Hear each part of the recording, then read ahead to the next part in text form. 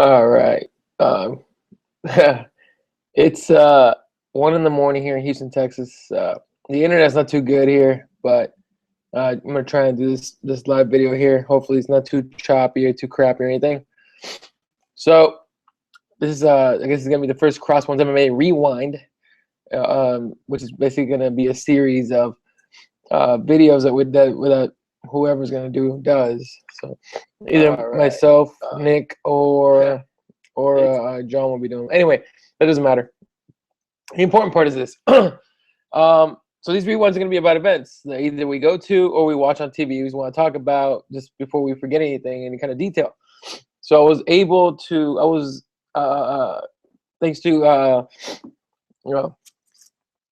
excuse me. I don't know what it is about humidity, but it messes my nose up. Anyway, so I was able to attend Invicta FC 10 tonight, cage side, awesome seats. It was awesome. And so basically, this video is more. It's more probably. This was probably more for my my benefit, so I don't forget anything. Because I've been going since 4 in the morning, so Arizona time. So I don't know what time it is there right now. Probably midnight. So anyone that knows me knows that I'm probably passed out by now. So anyway,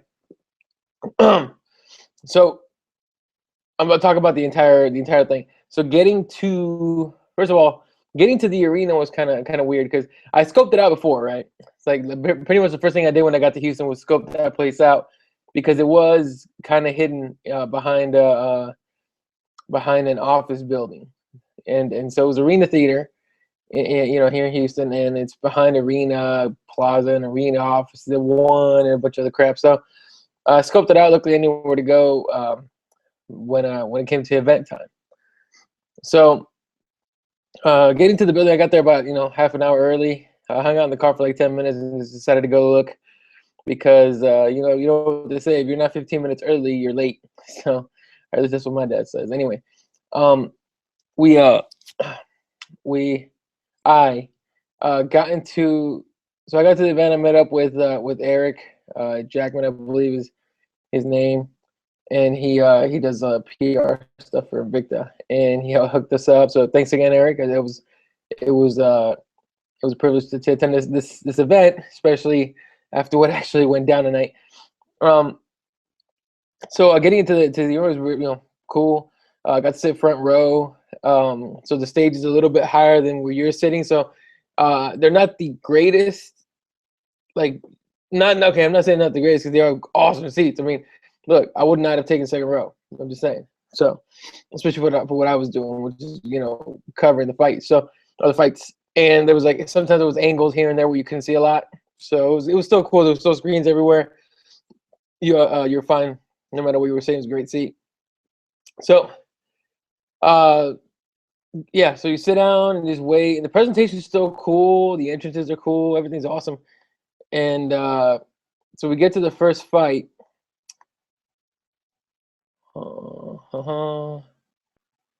Sorry, I'm looking at the list here. Okay, get to the first fight. Rachel Ostovich beat Eva Johnson via split decision. That was an awesome fight. Ostovich has the skill to be I believe, an elite fighter. Elite women's fighter, and especially in Invicta. She did a few things that were pretty cool. First of all, she came into the cage with wearing a Wonder Woman, basically a Wonder Woman outfit, which is she looked awesome in, to be honest with you. And she did a few things. One of them that really impressed me was this takedown she did, where it was like Johnson had her leg up, and Rachel kind of dropped and used her other leg to basically chop Johnson down to the ground, and then kind of ground and pounded her a bit. She definitely did enough to win the fight, so she took that by split decision. The next fight was Jinyu Frey against Cassie Robb, which was it was competitive for the first minute and a half, and then after that it was just Yu Frey just beating the crap out of Robb and ended up submitting her via rear naked choke. In the first round, about 2.5 minutes in or so. I wrote it down somewhere, but I'm going off memory right now because I'm half asleep. Anyway, the third fight, Alexa Grasso, my girl from my hometown. And I might just have a thing for her. I don't know. Anyway, Alexa Grasso took on Alita Gray and knocked her out. Here's the thing about that fight is that was a competitive fight too. But Grasso was putting the hammer down. Every time she connected with Gray, it hurt. It hurt, and you could tell Gray was feeling it. And then she landed a really nice punch that knocked Gray down. And then, the ref called the fight, and Gray had popped right back up right after the ref called the fight and was complaining about the loss. But it was good. It was a good stoppage, honestly. Gray was hurt, and Grasso kept going with the way she was dropping punches. Gray would have gotten a lot worse. Then the fourth fight, Peggy Morgan beat Andrea Waro by unanimous decision. First of all, I don't think it should have been unanimous. At the very least, should have been split. And I think it should. I think Andrea won that fight because Peggy Morgan started the fight. First couple rounds were pretty. There was not a lot of effort from Peggy. I mean, okay, not a lot of effort is a bad way to put it. She was very hesitant to do anything, and her own corner was pleading for her to do stuff, and she just wouldn't do it. So I mean, but she takes the win. Fifth fight, that was a fun ass fight. Deanna Bennett against Jennifer Maia. That was fun. They were going back and forth. Neither girl was backing down. So it was a great fight. After that, Roxanne Modafferi beats Andrea KGB Lee via split decision. That was an awesome fight. That's easily fight of the night. I don't think anyone else could put together a fight of the night. Roxanne Modafferi, not her record. Now it's like 17-11. It used to be 16-11, but now 17-11. And they brought in basically they put Andrea Lee, who is one of the youngest prospects. And Aaron helped me out with this point. We were talking about it on Twitter the whole fight. That they put one of their best young prospects against one of their most veteran fighters in Modafferi. And Roxanne would just keep coming. And Andrea, look, Lee threw everything in the kitchen sink and the garage and everything in it at her, and Roxanne would not back up. I mean, Roxanne ate like massive kicks to the body, to the legs, everything. And props to Andrea Lee. She almost won the fight. But almost doesn't cut it. And Roxanne, Roxanne gets you the upset win. And then after that, the co-main event, Tanya Ebinger against Cindy Dandois. Cindy Dandois had not fought since 2011, and gets in here and gets armbarred in the second round, about a minute and a half in or so. That was a fun fight. Mostly because Cindy proved that she had that cage rust is real, but she, at least for the first round and a quarter, she showed that it wasn't it didn't affect her that much. That was cool. But Tanya wins that by armbar. She's supposed to have an after party, but as you can see, my eyes are barely staying open right now. I have no way in hell I'll go to a party right now. Yeah. So then the main event, which to me was shocking because let's go over it. First round, Watterson comes out and she's Michelle Watterson. Quick, feints left and right. Quickness, her strikes, all her strikes are hard, tough. Her jabs hurt, you could tell they hurt. And Erica Tiburcio, I don't even know how you say the last name, but it's basically Erica. She did not give a fuck about Michelle being the champ. She took it to her, and Michelle had her in a couple arm bars first couple rounds, and Erica is Brazilian, so she's got jits, and she just she survived them. She didn't brush them off, but she survived them. It wasn't easy to get out of those. And then she put a big old mouse right under the left eye of Watterson that it looked like it almost shut her eye closed completely almost. My first thought, and I was talking to the guy next to me, I was like, cook me, Mook. That's what I came. And I was like, shit, this looks bad for Watterson. I hadn't seen her in trouble. I hadn't seen her in trouble in a while, but I first thought about that, and I tweeted about it, and Justin Huffman, he tweeted back talking about the Jessica Penn fight, how she was in trouble there, and that's very true. So she had anyway. So Erica had Michelle in so much trouble so many times. Ended up catching her with a guillotine in the third round. Now, here's the shocking part about it. is that nobody. It was one of those almost anticlimactic, climatic, whatever things, because she gets put in the guillotine, and no one thinks much of it. It's Michelle Watterson. She's gonna get out. She's not gonna tap. When she tapped, the place went. At first, it was dead silent, and then it went wild. Right. Here's the crazy part about it: Michelle Watterson is a veteran, and this girl came over, a 21-year-old girl from Brazil, came over and took her belt. And they were both in the ring crying and stuff, and Erica was super emotional, obviously. In fact, her corners are funny because whenever they had to keep crossing in front of me to get to her corner and talk to her.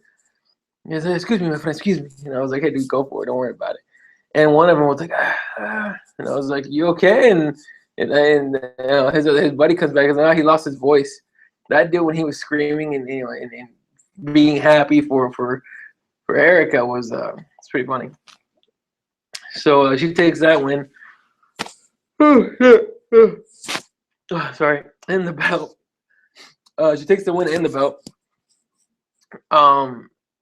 And she's now the atomweight champ. So that was that was shocking to me. Anyway, afterwards, we were told there was not going to be a post-fight press conference. Obviously, it was the fights ended at like 11:30, 11:45, but that they were going to do interviews at the Fighter Hotel. So on my way to the Fighter Hotel, my phone dies, and without the phone, I have nothing to record on. And I got to the hotel and I was looking around to see if anyone had a charger or anything, and no one did. So I was like, "Shit, well, fuck. I'll just I don't know. I'll run back to the hotel and charge it, and whatever." And the fighters walked in, and some of them were already there. Some of them had already gone up to the floor where all the interviews were supposed to take place. And then you saw Michelle Watterson come in, and it's like she tried to crack a smile, but and this is gonna be on video because she was being followed by a camera crew the entire time. But it's like she tried to crack a smile. She kind of did, but she didn't. It's hard to do that. And man, it broke my heart to see it. It really did. And then I walked out to the parking lot to get in my car, and there was Erica Tribuccio, and she was like the happiest person I ever seen. Like, she was super happy, had the belt, all her coaches around her, they were chanting stuff in Portuguese. It was really cool to see. So you see both sides of it. You see the wins and the losses. You see how it affects everybody, because both of those lives are changed now. And here's the thing is, okay, so after that, I got in my car and I came back to the hotel, plugged my phone in, and plugged my computer in. And by the time the phone got any charge, it was like fucking 1 in the morning almost. So I was like, all right, I'm gonna just contact these fighters via Twitter and all those, and try to get interviews that way, which should not be a problem. So hopefully we get a few more new interviews in the next couple 2 or 3 weeks as we get them done. So recap of the whole thing. It was an awesome event. The part that really bothers me about it is that it wasn't like promoted almost at all, because the place was not full. I mean, it was one of those things where it's almost like friends and family showed up, and like diehards and media, and it was a really good event. It was really fucking fun. Like, it was a fun event. I'm not saying that because I love it. Okay, because I do love fights, but I'm not just saying that. Like, it was an awesome event. You got 2 huge upsets in Modafferi and Eric over Watterson, and the fact that it wasn't advertised and not a lot of people showed up to the event. I don't know what the numbers are in Fight Pass. We'll find out those out in a week or so. It makes me wonder if Invicta put all their money on Cyborg being able to make bantamweight. She wasn't going to. She was injured. But look, there's a product here, and it needs to be promoted correctly. You can't just, once in a while say something, and then, the last second try to make this big push, and it's just not going to happen. So there is definitely a product here, especially with fighters like an Andrea Lee, like an Erica Tribuccio, like a Michelle Watterson, like Rachel Ostovich, who I'm going to say right now, and Alexa Grasso. Alexa Grasso it could possibly be the new face of women's MMA as far as Invicta goes. Maybe, I don't know, who knows? But I think she could be. And Rachel Ostovich, I think we're gonna see more of her. She was really fucking fun to watch tonight. Andrea Lee will be back. She's gonna learn from this loss and stuff, and come back better. So she's gonna be good. So there's a lot of really good talent in Invicta. Something we need to keep an eye on. You know, don't ever scoff in an Invicta card. Give it a chance, because these women show up. They kill themselves to show up and perform. You know, and Invicta's always going to be definitely worth a watch and a visit. So that's it basically from Invicta FC 10. My flight leaves tomorrow in the afternoon. I get back in Phoenix just, you know, with enough time to get in my truck and, you know, head up to Cogburn's up in Gilbert. If you're in the Gilbert area, hit me up. Up to Cogburn's to grab some wings and watch UFC 181 with Robbie Lawler and Johnny Hendricks and Pettis versus Melendez. It's going to be an awesome card. Then next weekend, Joe Rogan on Friday. You can see Joe Rogan show at Celebrity Theater, and then Saturday UFC on Fox 13 in the house at it's not even US Airways anymore. It's like Talking Stick Resort Arena, some bullshit. So anyway, so yeah, if you can catch the replay of Invicta FC 10, definitely do it.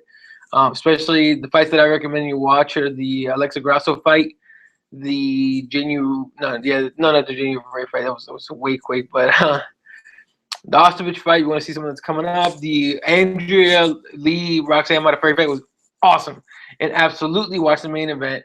Erica Tabucho against Michelle Watterson, and Tanya Evinger against Cindy Dandois, because Evinger is pushing it to the next level. Okay, I was gonna say that because I think she's gonna be doing big things very soon. So that's gonna be it from here from Houston, Texas. Talk next to me. I talked to you guys. More than likely, we'll be back in Phoenix. I will be doing 5 rounds with John and Eddie tomorrow. I'll be on the phone at the airport waiting for my fucking flight. And I think it'll be me and John most likely. So tune in for that. Links will be out sometime tomorrow. What else is there?